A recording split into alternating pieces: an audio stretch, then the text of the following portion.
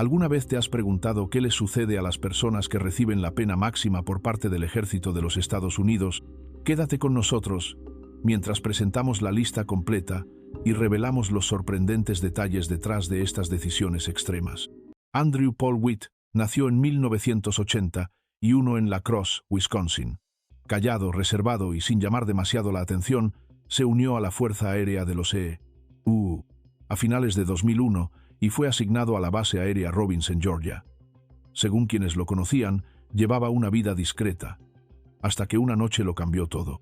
El 5 de julio de 2004, encontraron brutalmente heridos al aviador senior Andrew Schlipsick y a su esposa Jamie en su casa dentro de la base militar. Todo comenzó un día antes, durante una parrillada por el 4 de julio. Witt presuntamente hizo un gesto inapropiado hacia Jamie. Cuando Andrew se enteró, lo enfrentó y dejó claro que informaría del incidente. También amenazó con exponer una supuesta aventura que Witt tenía con la esposa de un oficial. Esa advertencia fue el detonante.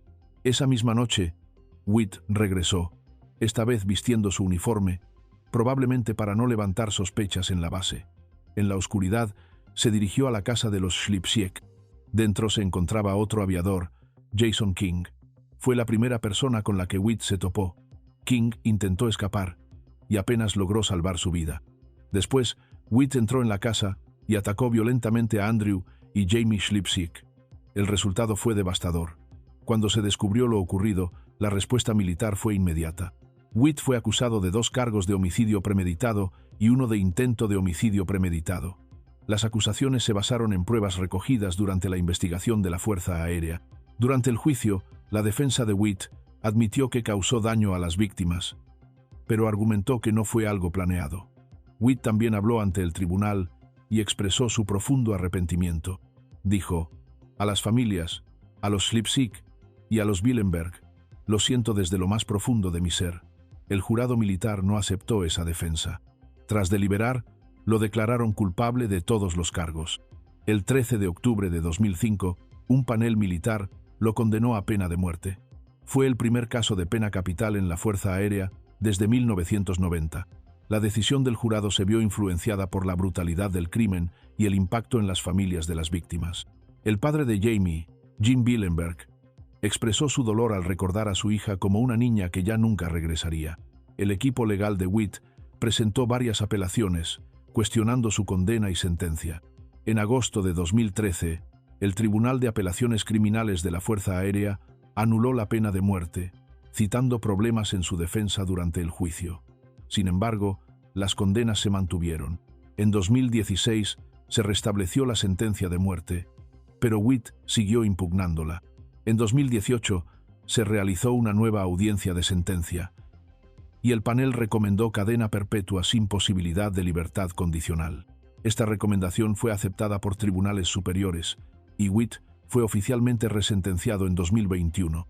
Hasta el 10 de abril de 2025, Andrew Witt cumple cadena perpetua sin posibilidad de libertad condicional en la Penitenciaría Federal de Leavenworth, Kansas. Pero, ¿qué ocurre cuando el resentimiento silencioso bajo el uniforme crece hasta romperse, cobrándose una docena de vidas? El 5 de noviembre de 2009 ocurrió un evento trágico en Fort Hood, Texas, que cambiaría muchas vidas para siempre. El ataque dejó 13 personas sin vida y a otras 32 heridas. Pero antes de continuar con los detalles, no olvides darle like al video y suscribirte para más contenido como este. Nidal Malik Hassan nació el 8 de septiembre de 1970 en el condado de Arlington, Virginia. Hijo de inmigrantes palestinos, creció en un hogar musulmán religioso. Desde joven enfrentó el desafío de equilibrar las expectativas culturales de su familia con su vida en Estados Unidos. A pesar de todo, siguió una carrera académica destacada. Obtuvo su licenciatura en Virginia Tech y más tarde un título en medicina de la Universidad de Ciencias de la Salud de las Fuerzas Armadas. Tras finalizar su formación médica, Hassan fue comisionado como oficial en el ejército de los E.U., donde trabajó como psiquiatra. Pero algo no encajaba. Sus colegas lo describían como una persona reservada, distante, parecía abrumado por los relatos traumáticos de los soldados que regresaban del servicio y se mostraba cada vez más incómodo con las acciones militares estadounidenses en Medio Oriente. Algunos compañeros reportaron que hacía comentarios inquietantes, sugiriendo que los musulmanes no debían servir en el ejército estadounidense. En los meses previos al ataque, su comportamiento se volvió aún más preocupante. Comenzó a intercambiar correos electrónicos con Anwar al-Awlaki, un clérigo radical, radicado en Yemen, conocido por alentar actos violentos. Las autoridades revisaron los mensajes, pero en ese momento pensaron que formaban parte de una investigación legítima. No detectaron ninguna amenaza inmediata. El 5 de noviembre de 2009, a pocas semanas de ser desplegado en Afganistán, el mayor Nidal Hasan entró en el centro de preparación de soldados en Fort Hood. Armado con 2 pistolas, abrió fuego. Según testigos, gritó una frase en árabe justo al comenzar el tiroteo. El caos duró cerca de 10 minutos, hasta que la policía militar intervino. Hasan fue abatido, pero sobrevivió aunque quedó paralizado de la cintura hacia abajo. Tras la tragedia, los investigadores descubrieron detalles alarmantes. Había tenido contacto con extremistas conocidos y mostraba señales claras de una radicalización creciente. Aún así, no se le acusó de terrorismo. En su lugar, enfrentó 13 cargos por homicidio premeditado y 32 por intento de homicidio premeditado, en uno de los actos más atroces cometidos dentro de una base militar estadounidense. Durante su juicio en corte marcial en 2013, Hasan decidió representarse a sí mismo. Mostró muy poco remordimiento durante el proceso. Al llegar el momento de sus declaraciones finales, pronunció solo 3 palabras: la defensa descansa. El jurado militar lo declaró culpable de todos los cargos y recomendó la pena máxima. El 28 de agosto de 2013, Hasan fue sentenciado a la pena más alta posible. También fue expulsado del ejército y despojado de todos sus beneficios y salario militar. Fue la primera vez desde 1961 que un soldado activo de EUU recibía esta sentencia. Hasta abril de 2025, Nidal Hasan continúa encarcelado en el Centro Disciplinario de las Fuerzas Armadas en Fort Leavenworth, Kansas. Sus apelaciones han sido rechazadas y la Corte Suprema de EUU desestimó su petición final en marzo de 2025. Pero créeme, el siguiente caso te hará cuestionarlo todo. Nacido en 1968 en Rochester, Nueva York, Louis Jones Loving Jr. tuvo un comienzo difícil en la vida. Alistarse en el ejército parecía una vía de escape tal vez en busca de estructura o simplemente una forma de huir. Para diciembre de 1988 tenía 20 años y estaba destinado en Fort Hood como soldado raso de primera clase. En apariencia, cumplía órdenes, pero en su interior, algo mucho más oscuro estaba gestándose. La noche del 11 de diciembre de 1988, esa oscuridad se apoderó de él. Todo comenzó con 2 robos armados en tiendas locales. El botín, menos de $100. Alrededor de las 8:00 p.m., Loving llamó a un taxi. El conductor era el soldado Christopher Fay, un compañero del ejército que trabajaba en sus horas libres para ganar dinero extra. Loving le pidió que lo llevara a una zona aislada dentro de la base. Allí sacó un arma, le robó el dinero y le disparó 2 veces en la parte trasera de la cabeza. Más tarde, describiría con frialdad cómo la sangre de Fay salía a borbotones. Minutos después, ya estaba de regreso en sus barracas, tranquilo, sereno. Luego, a las 8:15 p.m., llamó a otro taxi. Esta vez, el conductor era Bobby Sharbino, un sargento retirado del ejército de 44 años. Loving lo llevó a una calle solitaria en Killeen, Texas, y lo eliminó de la misma manera. El cuerpo de Sharbino fue encontrado poco después, pero Loving aún no había terminado. Más tarde esa noche, intentó atacar a un tercer taxista, Howard Harrison, de 28 años. Esta vez, las cosas no salieron como esperaba. Harrison luchó. Loving huyó a pie, perdiéndose en la oscuridad. Al día siguiente, un equipo conjunto del FBI, los Texas Rangers y la División de Investigación Criminal del Ejército lanzó una operación para dar con Loving. Finalmente, fue capturado por agentes especiales del ejército, quienes obtuvieron una confesión en video. En esa confesión, Loving declaró fríamente que había eliminado a Fay para ver si podía salirse con la suya y que mató a Sharbino por diversión. ¿Y cuál fue su motivo? Dwight Jeffrey Loving actuó por dinero, por la intención de evitar ser identificado y por una perturbadora curiosidad, saber si era capaz de quitar vidas y quedar impune. Su corte marcial comenzó en Fort Hood en marzo de 1980 2009. El 3 de abril de ese mismo año, fue declarado culpable de homicidio premeditado por las muertes de Fay y Charbino, intento de homicidio contra Harrison y múltiples cargos por robo a mano armada. El jurado lo sentenció a la pena capital. En 1996, la Corte Suprema de EEUE dictaminó que las sentencias de muerte impuestas por tribunales militares eran constitucionales, incluyendo la de Loving. Sin embargo, ninguna ejecución militar puede llevarse a cabo sin la aprobación del presidente.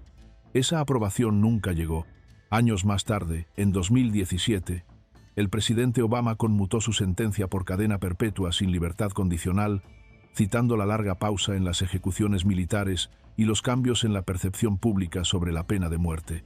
Hasta abril de 2025, Loving sigue recluido en el Centro Disciplinario de las Fuerzas Armadas en Kansas.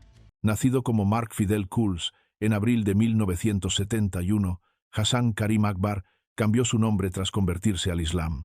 Creció en una familia militar y más tarde se unió al ejército de los Estados Unidos, sirviendo en la 101. Era División Aerotransportada. Según informes, Akbar tenía problemas de disciplina y mostraba signos de trastornos mentales, como paranoia e insomnio. 23 de marzo de 2003, justo antes del amanecer, en Camp Pennsylvania, Kuwait. La base estaba en calma hasta que se apagaron las luces. El sargento Hassan Akbar había saboteado el generador. En completa oscuridad, lanzó granadas dentro de las carpas donde dormían los soldados y luego abrió fuego con su rifle. El capitán del ejército Christopher Seifert fue alcanzado mientras intentaba escapar. El mayor de la Fuerza Aérea Gregory Stone fue atrapado en la explosión. 14 soldados más resultaron gravemente heridos mientras el pánico se apoderaba del campamento. Al principio, nadie entendía el porqué. ¿Fue un colapso mental o algo planeado? Los investigadores pronto encontraron el diario personal de Akbar. En una entrada fechada semanas antes del ataque, escribió sobre su creciente rabia y su deseo de vengarse. Se sentía señalado, aislado y llevado al límite. En abril de 2005 comenzó su corte marcial. La defensa argumentó que su inestabilidad mental, incluyendo paranoia y trastornos del sueño, afectaban su capacidad de juicio. Sin embargo, el jurado lo declaró culpable de actos premeditados contra sus propios compañeros de unidad. Durante la fase de sentencia, Akbar se dirigió brevemente al jurado. «Quiero disculparme por el ataque que ocurrió. Sentía que mi vida estaba en peligro y que no tenía otra opción. También quiero pedirles perdón». El 21 de abril de 2005 fue condenado a la pena capital, siendo la primera vez desde la Guerra de Vietnam que un soldado estadounidense recibía esta sentencia. Las sentencias de muerte en el sistema militar deben ser aprobadas por el presidente. El caso de Akbar pasó por varias apelaciones, en las que se impugnaron distintos aspectos legales. Para el 3 de octubre de 2016, todas las apelaciones habían sido agotadas. Hasta abril de 2025, Hassan Karim Akbar continúa en el Centro Disciplinario de las Fuerzas Armadas en Fort Leavenworth, Kansas, a la espera de una decisión final. Pero, ¿y si un pasado doloroso se convierte en el detonante de algo impensable? Timothy Hennis nació en 1958 en Rochester, Minnesota. Tras terminar la secundaria, decidió tomar un rumbo distinto al de su padre, quien trabajaba en IBM. En 1980, Hennis se unió al ejército de los Estados Unidos. Para 1985, estaba destinado en Fort Bragg, trabajando como técnico de paracaídas. Ese mismo año, él y su esposa dieron la bienvenida a una hija. En mayo de ese año, al otro lado de la ciudad, Katie Eastburn se preparaba para una gran mudanza. Su esposo sería transferido a Inglaterra y con el cambio acercándose, ella publicó un anuncio para encontrarle un nuevo hogar a la perrita de la familia, Dixie. Timothy Hennis respondió a ese anuncio. Fue a la casa de los Eastburn para adoptar al animal. Días después, los vecinos notaron algo extraño. No había movimiento ni sonidos en la vivienda. Preocupados, llamaron a la policía. Lo que los agentes encontraron dentro fue aterrador. Katie Eastburn y sus dos pequeñas hijas estaban sin vida. Solo la más pequeña, Jana, había sobrevivido apenas, deshidratada y sola. La escena indicaba la presencia de un único intruso. Las huellas dactilares, cabellos encontrados y varios testimonios apuntaban en una sola dirección: Timothy Hennis. Él tenía a la perrita. Además, coincidía con la descripción del hombre visto cerca de la casa. En 1986, Hennis fue juzgado por el caso de la familia Eastburn. La fiscalía presentó pruebas, incluyendo declaraciones de testigos y una cronología que lo ubicaba en la escena del crimen. A pesar de declararse inocente, fue declarado culpable de 3 cargos de homicidio premeditado y condenado a la pena capital. Fue recluido en la prisión central de Carolina del Norte. El motivo de Hennis nunca fue claramente establecido en el tribunal, y esa es una de las razones por las que el caso sigue siendo tan debatido. No existía evidencia sólida de una conexión personal entre él y Katie Eastburn, más allá de la visita para adoptar a la perrita. Los fiscales creían que pudo haber habido un encuentro personal que terminó convirtiéndose en un acto brutal. En 1988, la Corte Suprema de Carolina del Norte anuló la condena, argumentando que el jurado había sido influenciado indebidamente por fotos gráficas de la escena. Se celebró un nuevo juicio en 1989, y Hennis fue absuelto por falta de pruebas directas que lo vincularan con el crimen.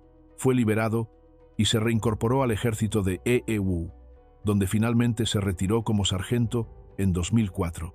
En 2006, los avances en tecnología de ADN llevaron a reabrir el caso. Las muestras de ADN encontradas en la escena fueron reanalizadas y los resultados coincidieron con Hennis. Sin embargo, debido a problemas previos con la manipulación de la evidencia, algunas personas cuestionaron la fiabilidad de esos resultados. Aunque la Quinta Enmienda protege a una persona de ser juzgada 2 veces por el mismo delito, el ejército utilizó el principio legal de soberanía dual para juzgarlo en una corte marcial. En 2010, tras un juicio en Fort Bragg, Hennis fue declarado culpable de 3 cargos de homicidio premeditado y condenado a la pena capital. Fue degradado al rango de soldado raso, Private E1, expulsado deshonrosamente del ejército y trasladado al Centro Disciplinario de las Fuerzas Armadas en Fort Leavenworth, Kansas. Hasta abril de 2025, Timothy Hennis permanece encarcelado en Fort Leavenworth, a la espera de nuevos avances en su caso. El nombre de Ronald Adrien Gray está estrechamente vinculado a una serie de actos perturbadores cometidos mientras servía en el ejército de los Estados Unidos. Nació el 14 de agosto de 1965 en Cochran, Georgia, y su infancia estuvo marcada por dificultades y sufrimiento. Creció en Liberty City, un complejo de viviendas públicas en Miami, enfrentando numerosos desafíos desde pequeño. A los 18 años, en busca de un propósito, Gray se alistó en el ejército en 1984. Fue asignado a la batería de adquisición de blancos del 139 Batallón de Artillería de Campaña y más tarde trabajó como cocinero en la 82 B División Aerotransportada en Fort Bragg, Carolina del Norte. Durante su juicio militar, su madre y su hermana testificaron sobre los abusos que sufrió de parte de su padrastro cuando era niño. Entre abril de 1986 y enero de 1987, Gray llevó a cabo una serie de actos horribles, dirigidos principalmente a mujeres jóvenes vinculadas a la comunidad militar. Su primera víctima conocida fue Linda Jean Coates, de 23 años, estudiante de la Universidad Campbell. Fue secuestrada, agredida y asesinada el 27 de abril de 1986. Otras víctimas de Gray incluyeron a Tammy Coffer Wilson, de 18 años, cuyo cuerpo fue hallado con signos evidentes de violencia extrema. En la misma época, la soldado Laura Lee Vickery Clay, también de 18 años, desapareció tras haber sido vista con un hombre que coincidía con la descripción de Gray. Sus restos fueron encontrados en una zona boscosa cerca de Fort Bragg. Cerca del lugar, los investigadores encontraron una pistola calibre .22 robada, directamente vinculada a Gray. Las acciones de Ronald Gray fueron impulsadas por una necesidad de control y una perturbación emocional profunda. Solía enfocarse en mujeres jóvenes dentro del entorno militar. Su comportamiento reflejaba una crueldad extrema y un deseo de dominar a sus víctimas. El punto de quiebre llegó cuando la soldado Mary Ann Langnamott sobrevivió a un intento de ataque. Gray logró entrar en su barraca haciéndose pasar por un oficial. Una vez dentro, intentó someterla, pero ella luchó y logró escapar. Su testimonio resultó fundamental para vincular a Gray con el patrón de crímenes que estaban ocurriendo. Luego, en enero de 1987, Kimberly Ann Ruggles, una conductora de taxi civil de 23 años, fue hallada muerta cerca de su vehículo abandonado. Su cuerpo presentaba señales de violencia severa y las huellas dactilares de Gray fueron encontradas dentro del taxi. Además, se recuperó dinero en su posesión que coincidía con lo robado a Ruggles. Varios testigos lo ubicaron cerca de las escenas del crimen y la evidencia física era contundente. El testimonio de Lang Namoth ayudó a cerrar el caso. Pocos días después, Gray fue arrestado en Fort Bragg. Sus procesos legales se llevaron a cabo tanto en tribunales civiles como militares. En noviembre de 1987 se declaró culpable de 22 delitos y recibió 8 cadenas perpetuas, 3 de ellas consecutivas. Al mismo tiempo, fue sometido a una corte marcial en Fort Bragg. Sobrevivientes y expertos presentaron pruebas que lo describían como un soldado que actuaba con frialdad y precisión. En abril de 1988, fue declarado culpable de 14 cargos, incluyendo el homicidio premeditado de las soldados Vickery Clay y Kimberly Ruggles, además del intento de asesinato contra Lang Namoth. El jurado militar lo condenó unánimemente a la pena capital y recomendó su baja deshonrosa y degradación al rango más bajo. Con solo 22 años, Gray se convirtió en el primer miembro del servicio en recibir una sentencia de muerte desde 1961. En julio de 2008, el presidente George W. Bush aprobó la ejecución, siendo la primera vez desde 1957 que un presidente autorizaba una pena capital militar. La ejecución fue programada para el 10 de diciembre de 2008 en el Complejo Correccional Federal de Terre Haute, Indiana. Sin embargo, en los años siguientes, la sentencia fue pospuesta varias veces debido a apelaciones y desafíos legales. El 26 de noviembre de 2008, un juez federal ordenó suspender el proceso. Más adelante, el 26 de enero de 2012, la Corte de Apelaciones Criminales del Ejército negó cualquier alivio en su caso, y el 13 de noviembre de 2017, la Corte de Apelaciones para las Fuerzas Armadas también rechazó una apelación. Hasta el año 2025, Ronald Gray sigue recluido en el Centro Disciplinario de las Fuerzas Armadas en Fort Leavenworth, Kansas, a la espera de una resolución final en su caso.